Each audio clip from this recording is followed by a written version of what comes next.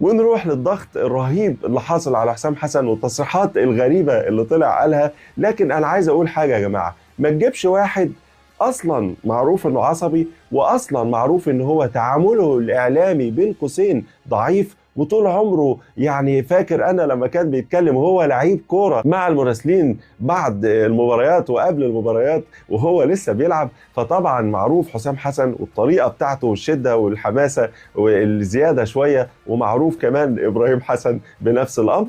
عشان كده ما نقدرش نقول ان هم ممكن يستحملوا كمية الضغط الرهيب والحملة الشعواء اللي ماشية عليهم رغم تأهلهم لكأس العالم بحجة يعني الأداء وحش أو ضم فلان ضم علان.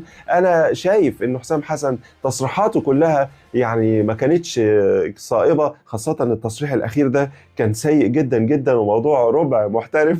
لكن هو مصطفى محمد، انا بتكلم من زمان قوي انه لازم يراجع نفسه. مصطفى محمد لعيب كبير، مصطفى محمد نجم، لكن اللي بيقدمه مع المنتخب خاصة في الفترة الأخيرة حاجة سيئة جدا، وبياخد الكرة يدوس عليها ولا بيباصي لزميله ولا بيجيب أهداف.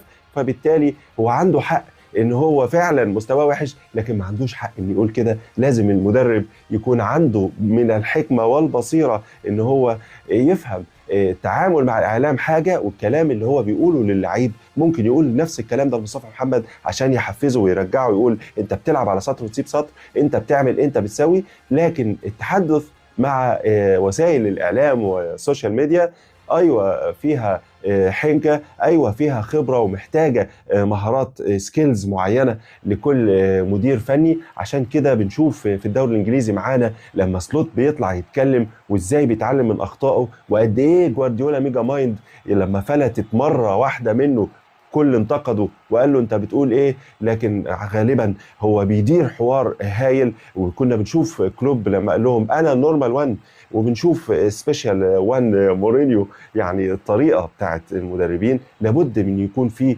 تطوير في السوفت سكيلز بتاعت المدربين بتوعنا. ويا ريت ناخد بالنا ان احنا ما عندناش دوري وان ما عندناش لعيبه، وبلاش ضغط كتير قوي على الراجل. يمكن ربنا يوفقه في دوره افريقيا اللي جايه ان شاء الله في المغرب. يعني نتمنى التوفيق لكل المنتخبات العربيه ومنتخب مصر خاصه. ويلا بينا نروح على الدوري الممتاز.